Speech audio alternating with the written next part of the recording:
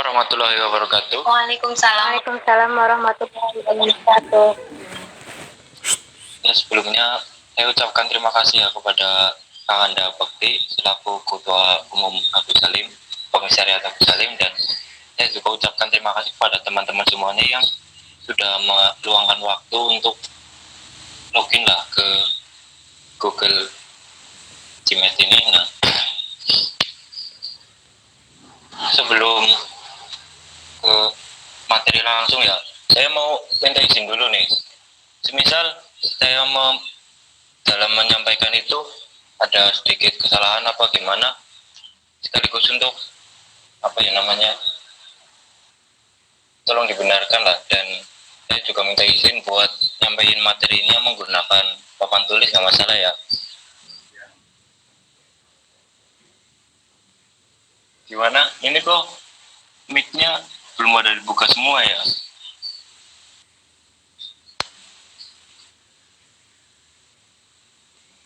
Ya Kanda, nggak apa-apa Kanda, santuy aja Kanda.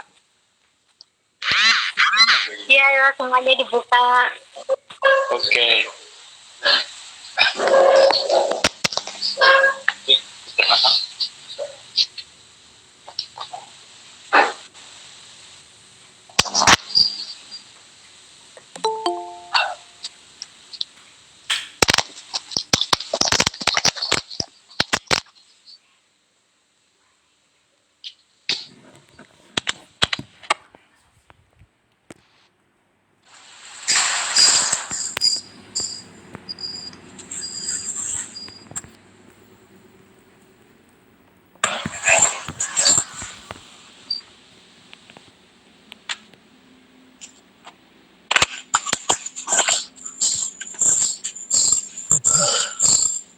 Bismillahirrahmanirrahim. Dengeran Kanda. Kita akan mulai dengan materi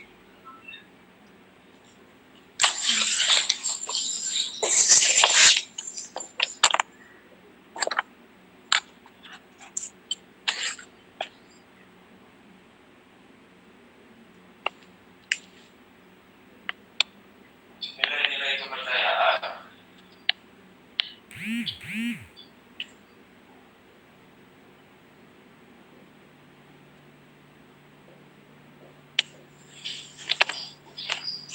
Dalam perilaku manusia. Sebelum perilaku manusia ini ya, dari dulu nilai-nilai kepercayaan. Nah, nilai-nilai kepercayaan itu apa sih? Ya, dalam bukunya Taylor ya, dalam itu berawal dari kesepakatan seorang pada zaman primitif itu ya, pada zaman sejarah, di mana dia mempercayai suatu benda yang dianggap memiliki kekuatan supernatural.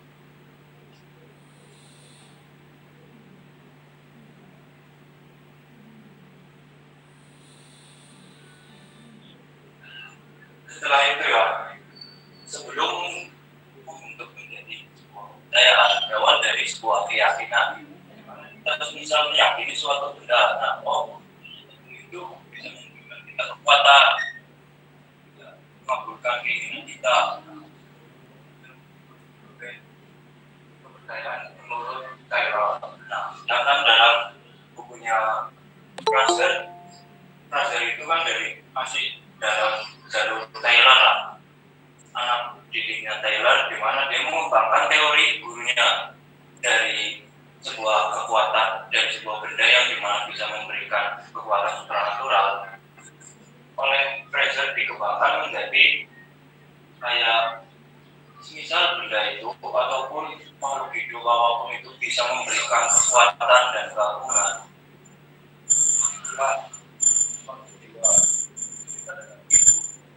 Kayak raja-raja yang pemerintahnya itu nah, pada waktu itu di atas dewa. Bukan unsur kepercayaan. Dalam kepercayaan itu ya ada sebuah agama itu ini menyembah pada siapa sih? Kakanda Aziz. Agama itu menyembah kepada siapa Kakanda Aziz? Pada Tuhan ya, tentunya agama itu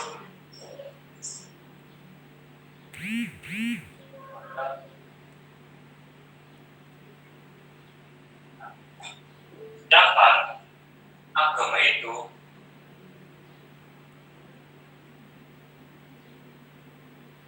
menurut James Matthew masih Barat menyatakan agama itu adalah suatu tindakan pengabdian kepada Tuhan.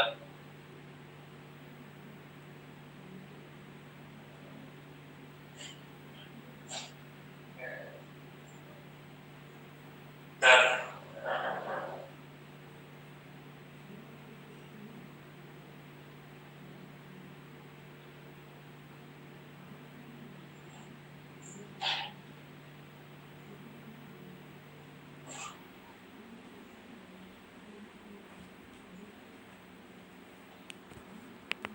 dari asal usul agama ini ya kan pada ya sampai sekarang juga masih ada berbagai agama dan memiliki tentang Tuhan mereka masing-masing lah. Intinya setiap agama kan ada Tuhan masing-masing. Yahudi itu kan menyembah pada Tuhan Yahweh, terus ada Islam itu menyembah dalam Tuhan Allah. Nah, dari berbagai kebiasaan yang tadi itu kebiasaan yang menjadi sebuah kepercayaan akan itu sebuah nilai.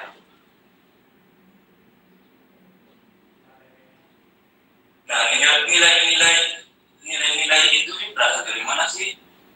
Berasal dari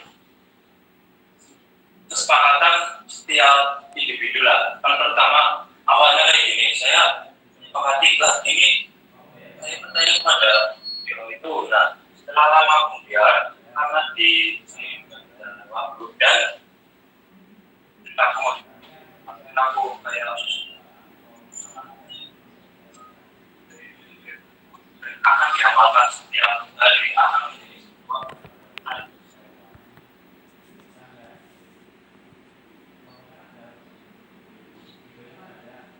gitu ya. Nah, balik lagi ke sini agama. Jadi berbagai agama yang konsepnya gini,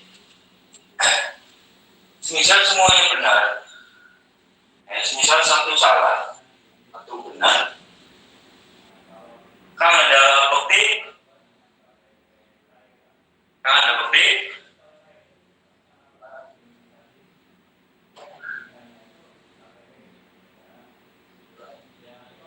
Monggo lanjut dulu aja Mas.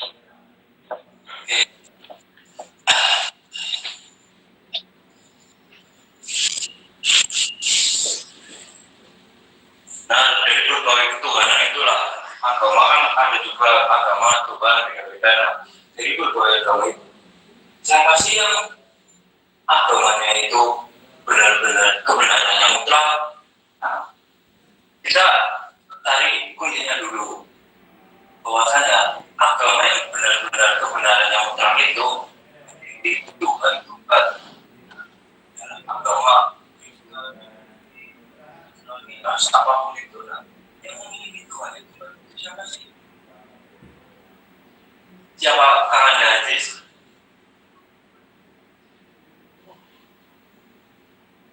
Nah, dulunya ini la ilaha itu kan ada di berbagai Tuhan.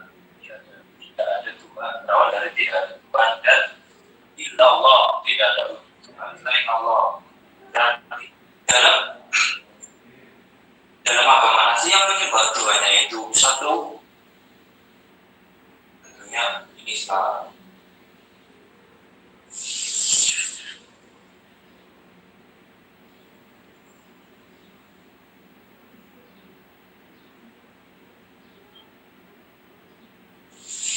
Nah, setelah terbentuknya suatu kepercayaan agama dan adanya agama Islam ya, kita terpautkan ke agama ini.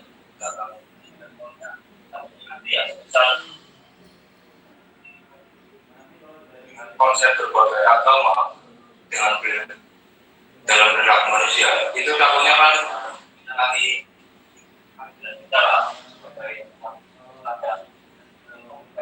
dan fokus pada kita dalam perilaku.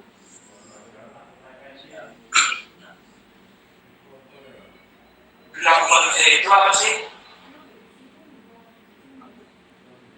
Lakukan sih.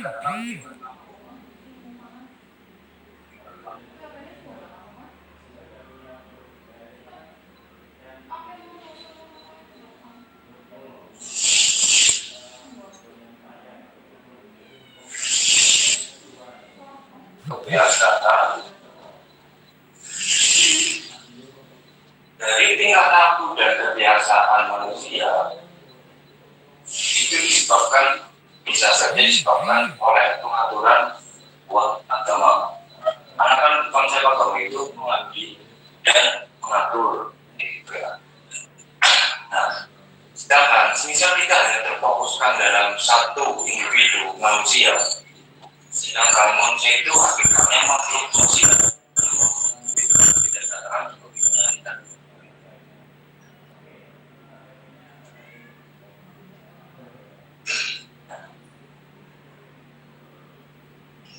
Bagaimana sih asal-usulnya terbentuknya masyarakat? Kalau kedua, terbentuknya masyarakat itu akan menurut saya lupa dari itu bahwa saya menyatakan bahwa karena berawal dari kesepakatan dua orang individu. Dan aku akan melakukan itu. Nah, berawal dari dua individu itu, lama-kelamaan akan menjadi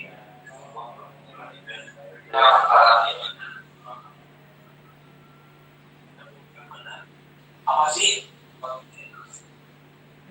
Orang dari agama masyarakat gimana? Yang mau ngajak sedikit diskusi lah, sedikit berpikir di pagi hari kan kayaknya masuk preasia nggak sih? Bisa buka open mic-nya kan? Teman-teman semuanya loh. Yunda Meli, Yunda Pika, Yunda Ana. Kalau Yunda.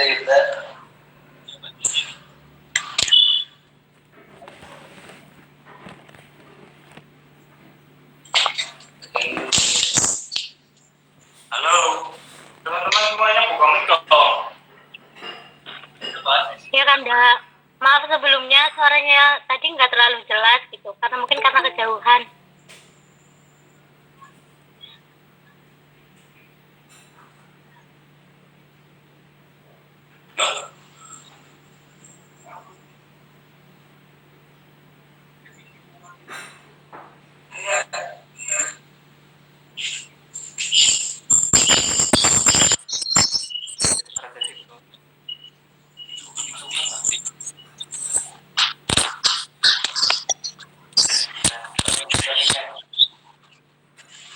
Gimana ya? Itu apa sih terhadap masyarakat?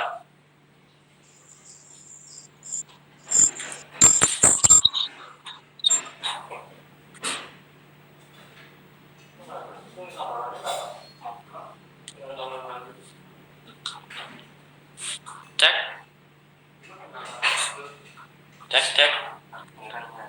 Kedengeran nggak? Iya kedengeran. Nah, yang open mic kan cuman Yunda Hana ya. Saya nggak, memojokkan apa gimana, cuman mengajak berpikir sedikit lah di pagi hari. Ya nggak? Ya. Apa yang lain? Kan dan Opal.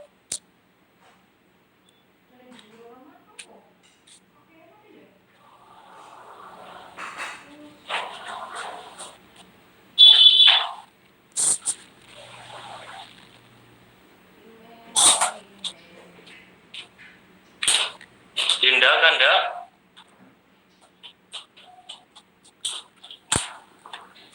Iya Kanda. Nah, menurut Yunda Hana ini apa apa sih pengaruh agama Islam terhadap perilaku manusia, perilaku masyarakat?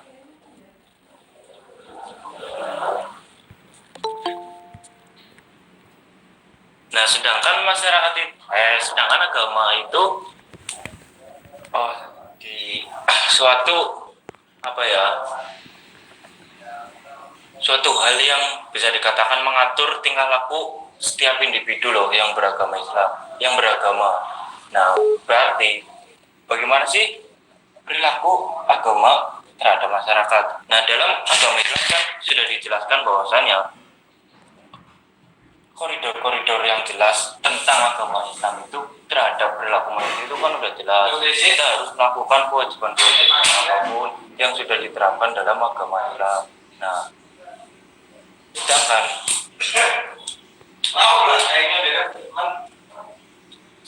fungsi agama sendiri terhadap masyarakat itu apa sih?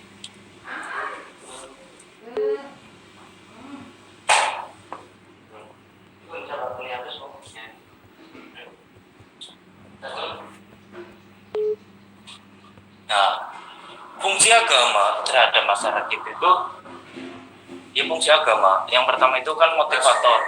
Kenapa dikatakan sebagai motivator? Karena dalam segala hal, nah ini nih dalam motivator ini benar-benar agama itu bisa membangkitkan semangat dan bisa dikatakan sebagai dorongan juga loh, dan terhadap koridor-koridor yang sudah ditetapkan. Nah, fungsi agama yang kedua kan sebagai pemupuk solidaritas.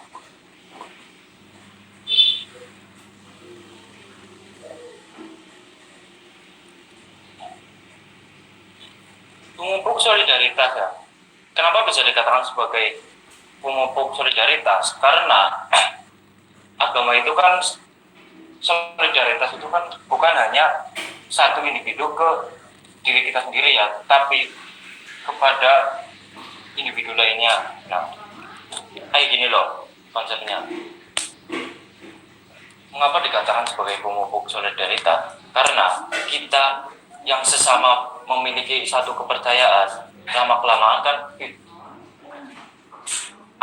kita ini akan menganggap sebagai keluarga loh. Paham nggak maksudnya? Tentang pemupuk solidaritas. Paham, bos.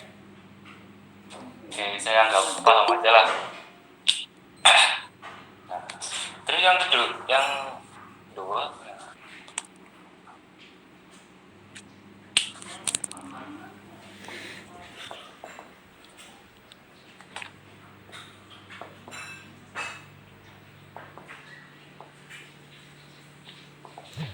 nah, terus yang ketiga, fungsi agama itu fungsi kreativitas. Kenapa kreativitas? Nah, kita kan sudah bisa terlihat jelas loh bahwasanya kayak arsitek, gimana ya?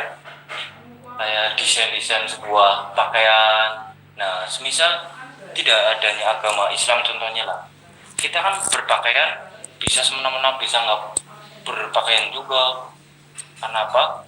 Nah, dalam fungsi kreativitas, agama ini membuat manusia itu bisa berpikir tentang koridor yang ada di agama loh.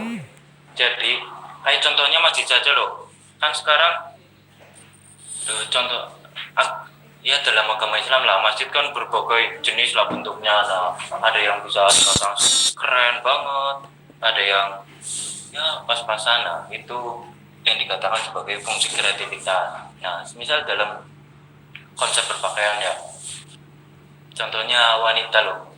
Nah, dalam wanita kan ada yang berpakaian gombrong-gombrong dawa gitu ya, dan berjilbab, ada yang bentuknya di sini ada apa namanya lah, itu penghias di kepala itu kan dengan menggunakan kerudung itu karena adanya suatu agama, khususnya agama Islam. Kayak gitu. Oh iya. Ya kan? Iya ada. Nah, kita balik lagi ke peran agama terhadap pola masyarakat itu apa sih? Nah, pertama kan tadi kan sudah dijelaskan bahwasanya agama itu suatu pengabdian dan suatu bisa dikatakan sebagai mengatur lah umat manusia kayak gitu ya. Nah, semisal tidak adanya agama, kita pautkan kepada agama Islam, tingkah laku manusia itu, masyarakat itu akan seperti apa? Ya enggak, bisa saja tanpa adanya agama Islam, manusia itu akan saling membunuh, bisa saja seperti itu. Karena makna agama menurut James Matthew itu kan suatu pengabdian dan suatu pengatur, kayak gitu ya, terpautkan kepada Tuhan, kayak gitu. Nah, semisal kita tidak beragama Islam,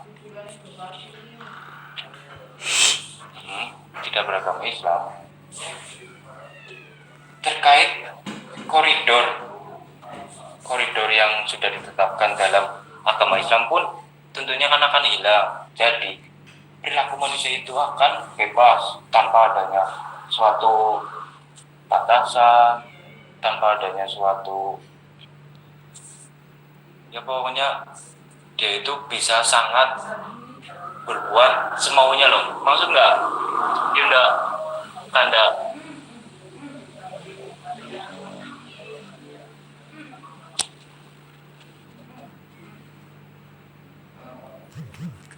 Oke, saya anggap maksud ya.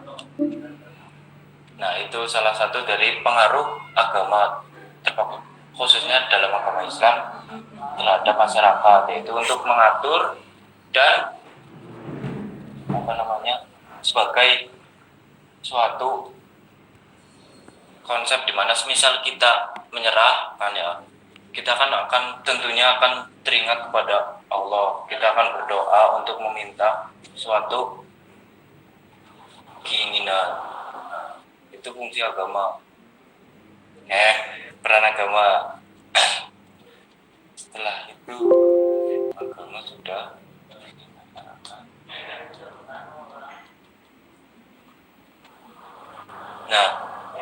misal kita masuk ke NDP yang bab 4 juga ya. Saya akan sedikit menyinggung lah terkait prekemanusiaan. Prekemanusiaan itu apa sih? Konsep memanusiakan manusia.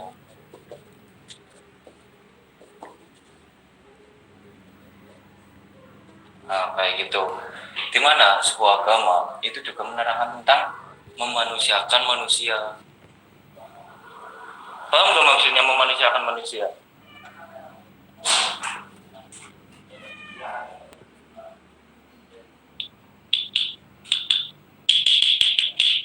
Memanusiakan manusia itu dimana kita saling menghargai antara manusia satu dengan manusia lain, kayak gitu. Nah, jadi konsep memanusiakan manusia, kita bisa berbuat sangat ikhtiar. Ikhtiar itu apa sih? Ikhlas. Nah, ikhlas itu untuk siapa? Untuk Allah, kayak gitu. Gimana Yunda, Anda penjelasannya bisa dipahami nggak? Apa malah muter-muter? Yang terakhir bisa kan, Nda? Yang di mananya? Yang memanusiakan manusia. Konsep memanusiakan manusia itu kan sudah diterangkan dan dicontoh. Ya bukan dicontohkan, dalam pengaturan agama Islam loh. Ibaratnya kita saling menghargai antara manusia dengan manusia. Itu kan sudah diatur dalam agama. Kayak gitu intinya sih. Kan memanusiakan manusia itu saling menghargai manusia, kuncinya itu. Saling menghargai manusia terhadap manusia lainnya. Nah, sedangkan memanusiakan manusia itu adanya pada konsep mana sih? Semisal kita tanpa adanya agama, coba kita hilangkan agama dulu, apakah kita bisa memanusiakan manusia? Bisa diterangkan dengan adanya memanusiakan manusia? Kan itu belum tentu ya, karena saya juga belum mengalami tanpa adanya agama itu. Nah, intinya agama itu menerangkan tentang sebuah konsep memanusiakan manusia, kayak gitu. Nah, memanusiakan manusia itu kan bukan hanya satu individu itu saja, akan dan lama kelamaan akan menjadi sebuah kesepakatan di dalam masyarakat.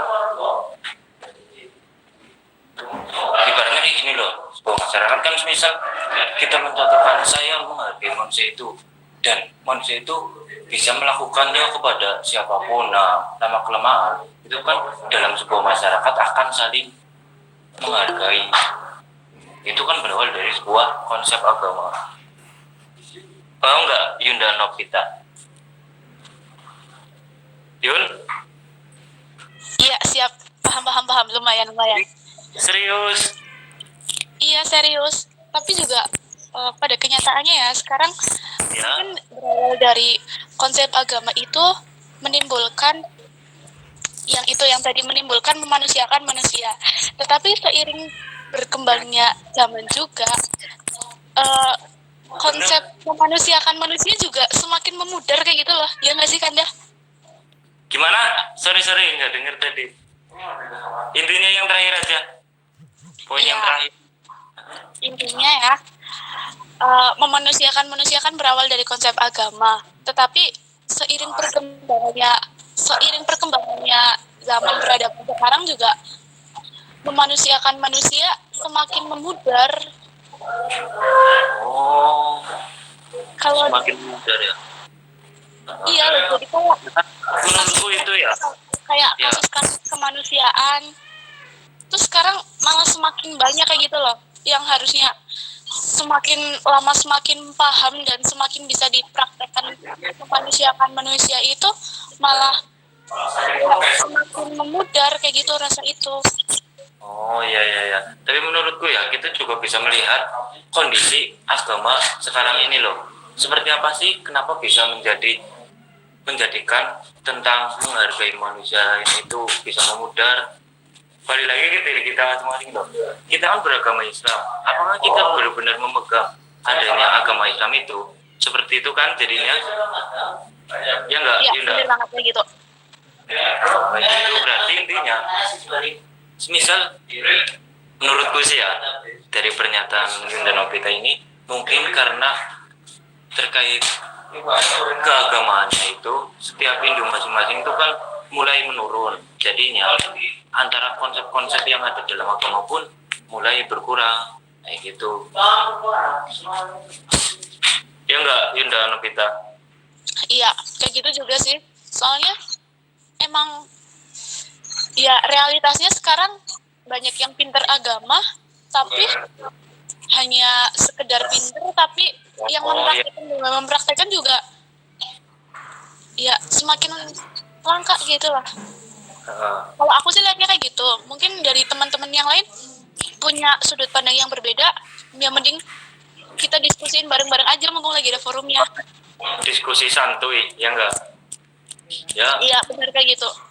Kata Kang Bekti juga kebebasan loh. Saya memberikan kebebasan kepada teman-teman semuanya untuk berbicara, ngomonglah, berargumen, berpendapat. Gimana? Ini teman-teman nggak ada yang open mic ya? Ruhul, Kang Anda Ruhul. Ya gimana Kanda?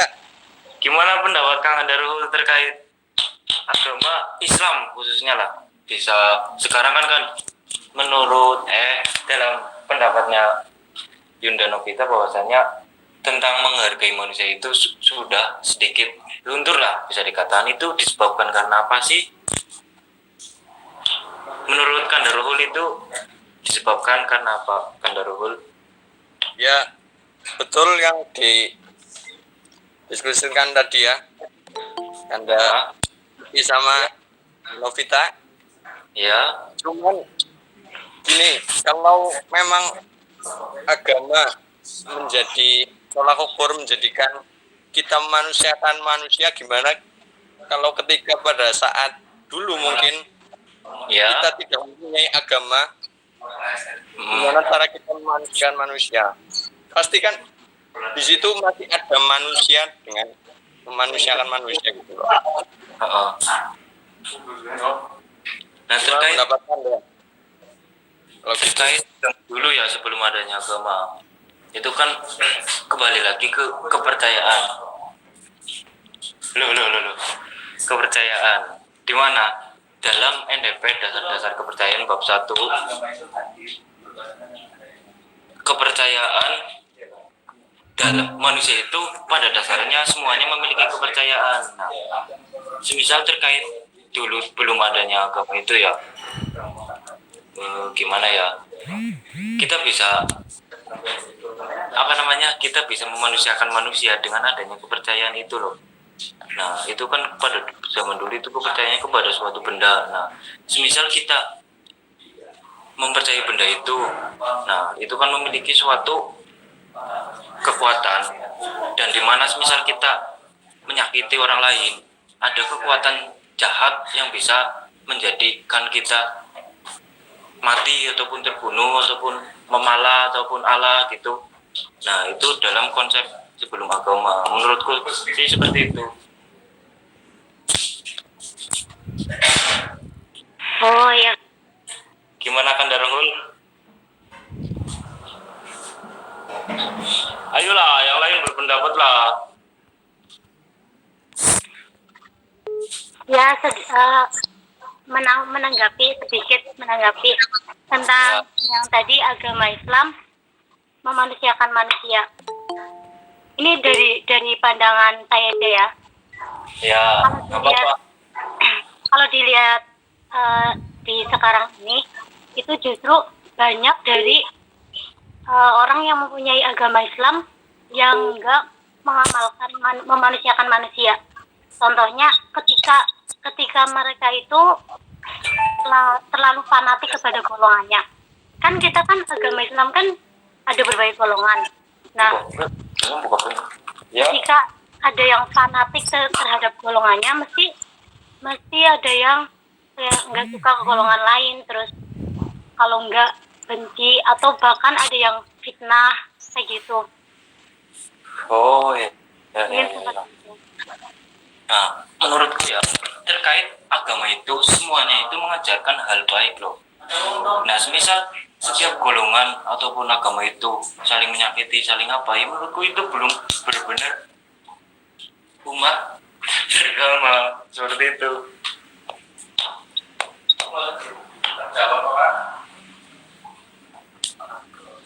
Menurutku juga ya Yun, kalau misal kayak gitu tuh nggak mesti dari agamanya, kadang juga dari pribadinya hanya mengatasnamakan agama kayak gitu loh. Jadi memang seperti yang dikatakan oleh Kandadiki tadi, semua agama itu mengajarkan kebaikan. Iya, kayak di agama lain pun ya pasti mengajarkan kebaikan kan. Ya. Tapi misal nantinya ada pergolakan karena fanatik-fanatik itu, terkadang itu bukan karena agama itu sendiri, tetapi karena pribadinya cuma mengatasnamakan golongan itu, gitu loh. Oh, ya masuk juga itu. Balik lagi kepada individu kita masing-masing sih. Misal kita meskipun beragama, tapi kan terkait menghargai orang lain itu ya bisa dikatakan sebagai apa sih, karakter apa gimana lah gitu. Iya, itu kayak gitu juga kembali lagi ke pribadi kan ya. Iya. Jadi emang banyak faktor ya, banyak faktor, nggak cuma satu faktor aja. Jadi memang harus dilihat dari seluruh sudut pandang, nggak bisa dari satu sudut pandang kayak gitu. Betul. Yuk yang lain Yunda, Kanda. Tapi kalau menurutku itu loh, kan ada juga agama yang misal contoh kecilnya menghalalkan darah apa jenis namanya non muslim atau yang lain. Jadi menurutku agama itu tidak semuanya seperti itu. Ada beberapa agama yang sudah dirubah atau dirombak sesuai dengan keinginannya sendiri. Seperti mungkin dulu ada beberapa agama yang mungkin sudah benar, akan tapi pada saat zaman ke zaman akhirnya berganti dan berpindah dulu. Contohnya banyak. Mungkin seperti itu. Jadi kita lihat dulu agamanya seperti apa.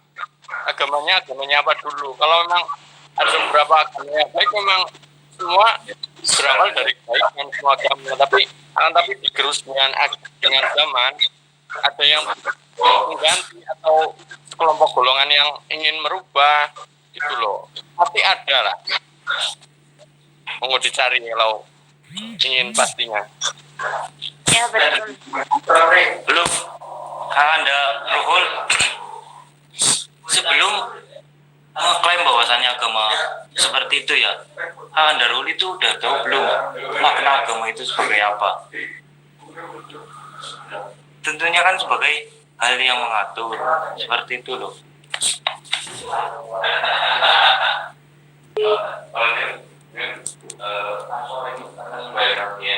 Berarti kalau yang dikatakan oleh Kandaruhul bisa saja ya, satu agama yang sama tetapi di tempat yang berbeda itu memiliki kayak ajaran yang berbeda juga, karena tadi kan katanya bisa dirubah kayak gitu oleh suatu golongan. Berarti kalau kayak gitu juga agama di satu tempat dengan tempat yang lain bisa berbeda ajaran kayak gitu. Benar. Kalau menurutku gitu ya, karena pada saat kita kembali lagi pada saat agama Kristen pun awalnya memang baik gitu loh, tapi kan pada saat apa itulah, pada saat Nabi siapa tuh ada yang berubah, makanya ada Kristen Ortodoks, Kristen Protestan dan lain sebagainya itu loh. Itu contoh kecil yang mungkin masih bisa dibilang masih tidak terlalu jauh dengan agama yang pada awalnya. Tapi kalau kita lihat ada beberapa agama yang mungkin contoh kecilnya adalah menghalalkan darah dari agama lain gitu loh. Pasti pernah dengar lah kalau kata-kata itu. Jadi lihat dulu agamanya itu seperti apa. Terus kalau memang agama itu agama yang masih murni atau masih bisa dikatakan masih satu jalur dengan yang diturunkan, itu ya pasti itu baik gitu loh. Tapi ada beberapa agama yang mungkin dimodif, diganti dengan seiring dengan zaman, jadi bisa menimbulkan beberapa seperti itu. Nah, kita balik lagi ke sejarahnya dulu ya. Bahwasanya kalau dengan tradisi seperti itu kan pada awalnya agama itu ada seorang yang membunuh bapaknya. Nah, bapaknya itu terbunuh karena kita merasa sebagai anaknya lah, merasa sedih, merasa karena apa benar kita menyembah kepada bapaknya dan dari kesukaan bapaknya itu ya, misal bapaknya itu suka minum darah ataupun suka minum apa, nah kita menyembahnya dengan cara memberikan darah, memberikan apa seperti itu. Nah itu karena kita sebagai anaknya pada waktu itu loh, sebagai anaknya itu salah satu bentuk kepatuhannya kepada bapaknya seperti itu berawal dari agama tentang. Nah setelah sini kan ada berbagai agama dan terkait ketabuhan dari tradisi-tradisinya itu kan sekarang sudah hilang lah, bisa dikatakan karena tabu itu kan kesepakatan, di mana misal kesepakatan tradisinya itu merugikan satu sama individu lain, itu lambat laun akan menghilang seperti itu.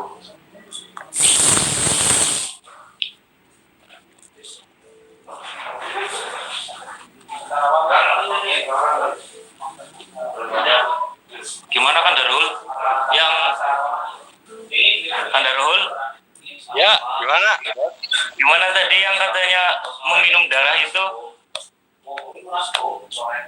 Nah, kita lihat kondisi ya, apakah agama sekarang memiliki tradisi yang bisa dikatakan liar seperti itu? Kan sudah tidak ada ya. Nah, seperti itu karena dari ketabuhan itu tradisi-tradisinya itu yang benar-benar bisa merugikan, dan kita lihat dan semakin kesini ya pikiran manusia itu kan semakin berkembang. dari sistem agama pun kita berpikir pragmatis loh, dari sudut kemanfaatannya. Misal kita membunuh orang, manfaatnya untuk kita sendiri itu apa? Nah, berawal dari itu kan menjadi sebuah tradisi dalam agama itu membaik lah, seperti itu. Paham nggak, Kandarul? Nah, Paham nggak? Paham tidak? paham. Terkait sekarang tradisi itu kayak yang dulunya bisa meminum darah, nah itu kan karena tradisi primitif, karena akal pikirnya pun primitif seperti itu loh. Nah pada dasarnya kan sekarang itu agama-agama itu sudah mengajarkan hal yang baik seperti itu.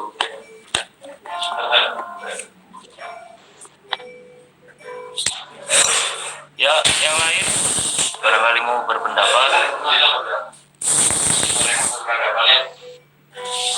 Soalnya ini membicarakan agama loh, tahunya malah membuat ibaratnya salah paham, nanti takutnya pada murtad kan gimana gitu. Ya nggak sih? Iya, kayak gitu. Tetaplah ngobrol tentang agama itu harus ada pemandu yang benar-benar bisa dikatakan keren lah. Anda tadi kan Gimana? bicara tentang fungsi agama itu sendiri ya, ada manusia dan lain sebagainya kan. Itu mungkin apa fungsi umum atau gambaran umum dari kita lah selaku manusia. Sedangkan yang hidup di dunia ini tidak hanya manusia, ada jin, ada tumbuhan yang mungkin mereka juga hidup berdampingan dengan kita. Dan sedangkan apa sih fungsi dari agama kita sendiri untuk atau manfaatnya untuk mereka yang hidup di sekitar kita gitu, baik itu tumbuh-tumbuhan, hewan, atau mungkin makhluk tahu halus gitu loh. Apa feedback yang mereka dapatkan dari agama kita? Dari tumbuh-tumbuhan itu ya. Nah, kita ke mukodimah, di mana Allah itu menciptakan manusia itu sebagai apa? Khalifah kan? Kandarul Oh iya, sebagai khalifah kan? iya betul. Nah, itu dari mana? Dari Allah. Allah itu dari mana? Agama. Seperti itu. Nah, kelanjutannya kan sudah dari kesepakatan sebuah agama Islam lagi. Paham nggak? Manfaatnya apa berarti untuk mereka ketika kita memiliki agama atau tidak? Gitu loh. Nah, kamu berlangkah seperti khalifah lah di muka bumi ini. Untuk apa? Tentunya kan dalam lingkungan, dalam manusia, hubungan manusia dengan manusia dan dengan tumbuhan. Bisa saja tujuannya kan misal karena ada tanah gersang, di mana kita bisa menganut tumbuhan. Nah, dari tumbuhan-tumbuhan itu kan salah